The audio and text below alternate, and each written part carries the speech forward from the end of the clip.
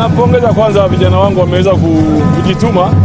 Hatujapoteza kwa sababu tumegeni, kuna jambo tumepata, kuna fitness, kuna mambo mengine ya kiufundi nimeona nenda kulifanyia kazi. Kwa hiyo ila cha kwanza napongeza Azam.